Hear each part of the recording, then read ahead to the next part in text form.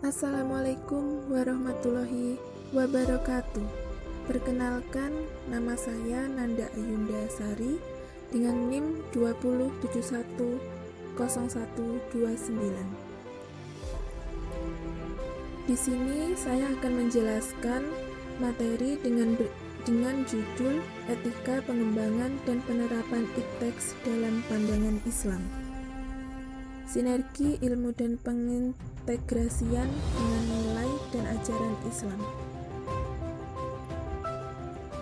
Ilmu merupakan usaha kita untuk menentukan atau menemukan dan meningkatkan pemahaman manusia dari berbagai segi kenyataan yang terjadi di dalam manusia. Jika seseorang yang ingin berilmu, maka perlu memiliki pengetahuan. Ilmu merupakan suatu pengetahuan yang disusun secara bersistem. Ilmu adalah hasil proses berpikir yang diperoleh dari sekitar pengalaman untuk dijadikan objek penelitian dan dapat diakui atau diyakini kebenarannya.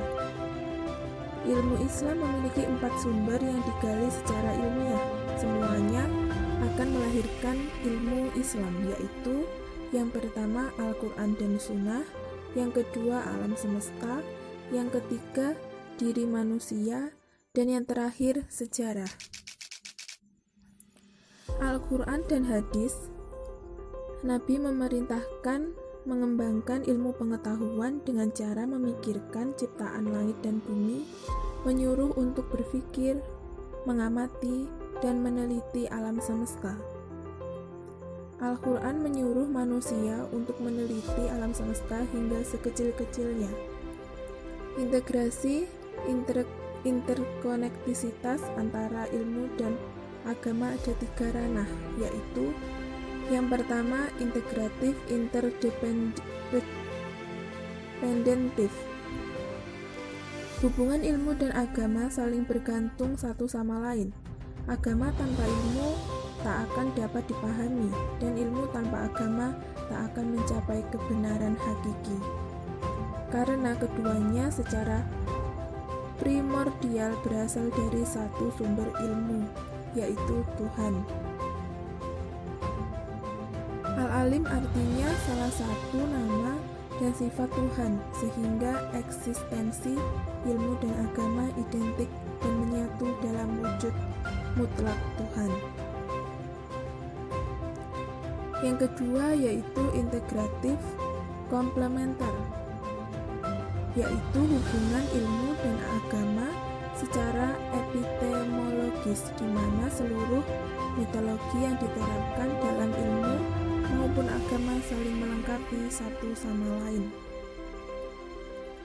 Metode ilmu pengetahuan tidak hanya menerima kebenaran ilmu secara empiris dan rasional, tapi juga menerima kebenaran ilmu secara intuitif atau kasyfi.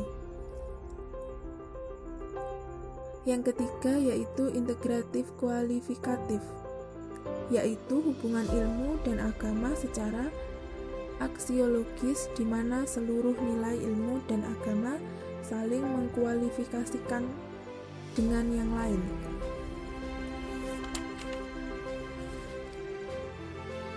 Ilmu yang tidak bebas nilai memandang bahwa ilmu itu selalu terikat dengan nilai dan harus dikembangkan dengan mempertimbangkan aspek nilai. Perkembangan nilai tidak lepas dari nilai-nilai ekonomis, sosial, religius, dan nilai-nilai yang lainnya. Ciri bebas nilai beserta contohnya. Dikatakan bebas nilai jika kelompok kajiannya itu 5 ekstra.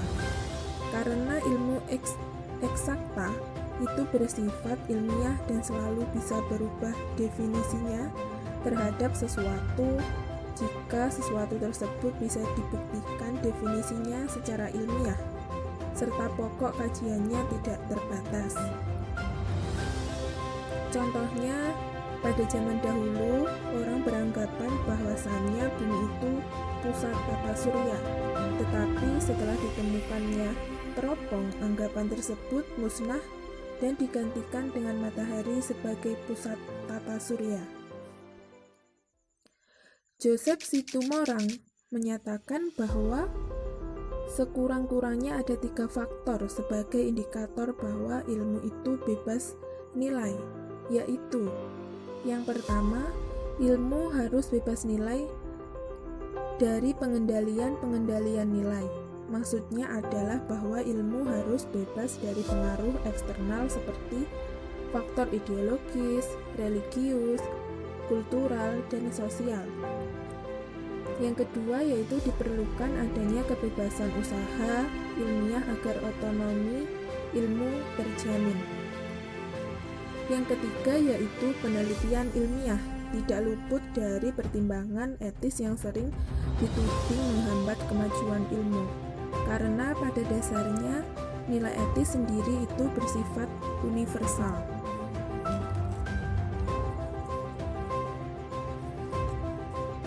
Dalam pandangan ilmu yang bebas nilai, eksplorasi alam tanpa batas dapat dibenarkan karena hal tersebut untuk kepentingan ilmu itu sendiri, yang terkadang hal tersebut dapat merugikan lingkungan.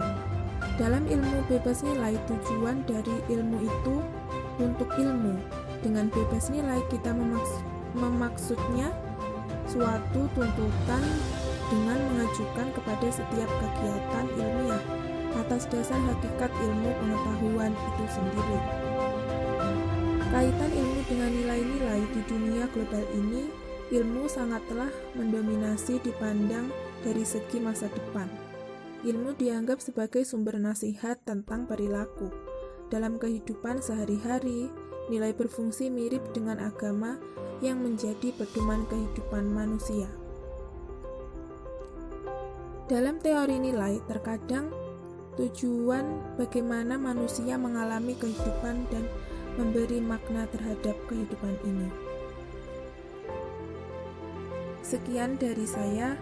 Wassalamualaikum warahmatullahi wabarakatuh.